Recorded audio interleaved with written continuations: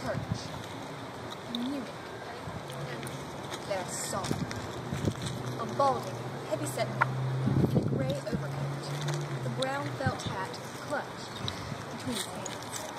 People were filing out of the basement room where I had just spoken, moving along the rows of wooden chairs to the door at the rear. It was 1947, and I had come from Holland to defeated Germany with the message that God forgives. It was the truth they needed most to hear in that bitter, bombed-out land. I told the people that when we confess our sins, God cast them into the deepest ocean, gone forever. The solemn faces stared back at me, not quite daring to believe. There were never questions after a talk in Germany in 1947. People stood up in silence, collected their wraps, and in silence left the room. And that's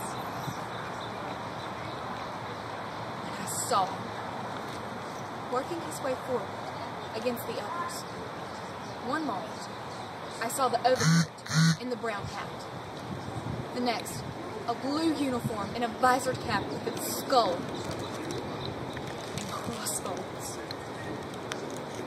It all came back in a rush. It was a hot September morning in 1944. More than 1,000 women lined the railroad siding with one unspoken thought among us. Not Germany. Beside me, my sister Betsy swayed.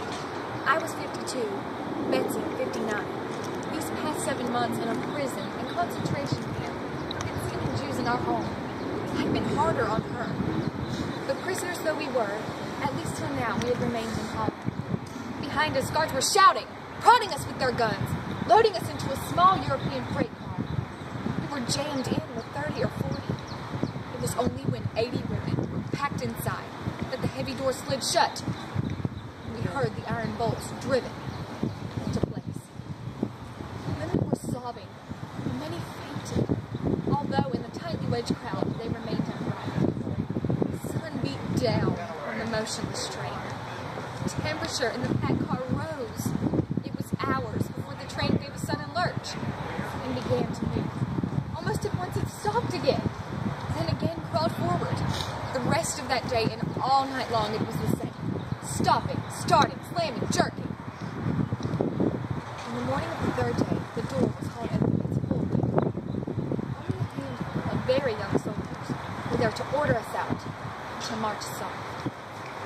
No more were we. We could scarcely walk, let alone resist. From the crest of a small hill, we saw it. The end of our journey. A vast gray barrack city surrounded by double concrete walls. Ravensbrück. Like a whispered curse, the word passed back through the line. This was the notorious women's death camp itself. The very signal to Dutch hearts of all that was evil. It was the middle of the night when Betsy and I reached the processing barracks, and there, under the harsh ceiling lights, we saw a dismaying sight.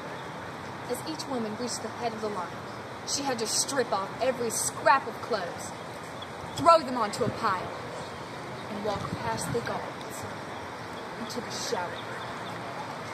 All that was given to her was a thin, regulation prison dress, and a pair of shoes. Next, we were marched to what would be our home. In front of us, a vast canvas tent roof, no sides, covered an acre or more of straw-strewn ground. Betsy and I found a spot on the edge of this area and sank gratefully down. Instantly, we were on our feet again. Lice! The straw was literally alive with them. We stood for a while clutching blankets and pillowcases, well away from the infested ground. But at last, out of despair, we spread our blankets over the squirming straw and went to sleep. The living conditions grew severe. This, when Betsy began to calm.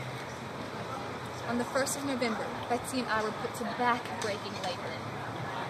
But the biggest problem was Betsy's strength. One morning, after a hard night's hunting, we arrived upon the ground sobbing.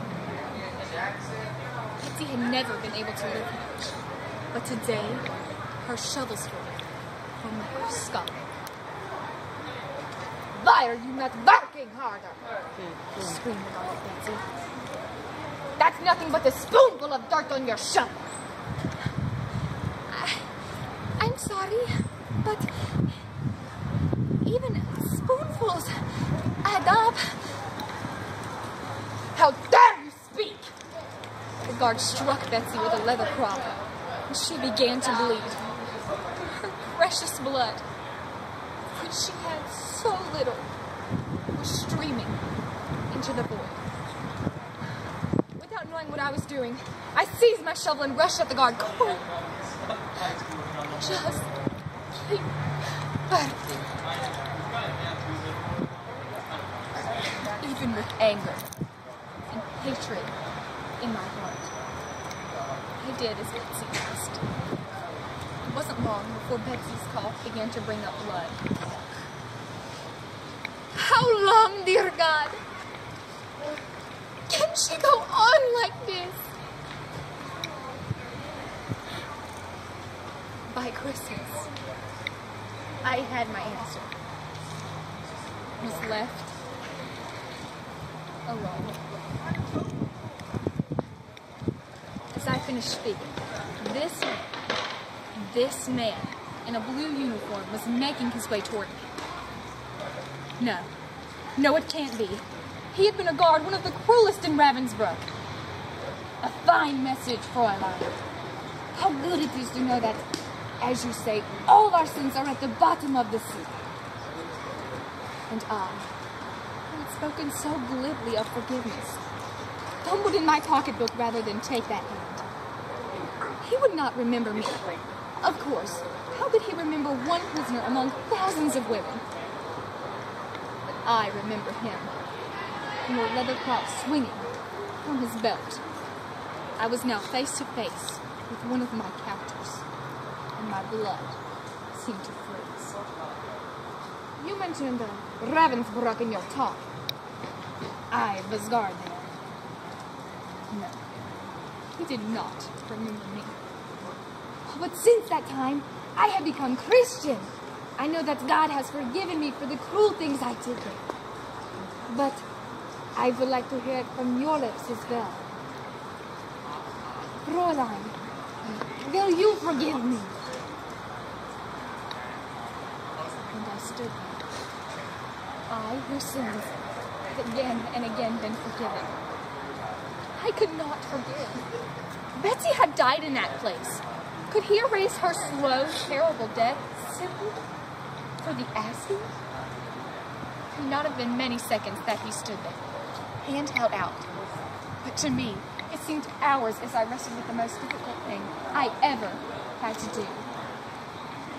I had to do it. I knew that. And still I stood there with the coldness clutching my heart. Jesus, help me.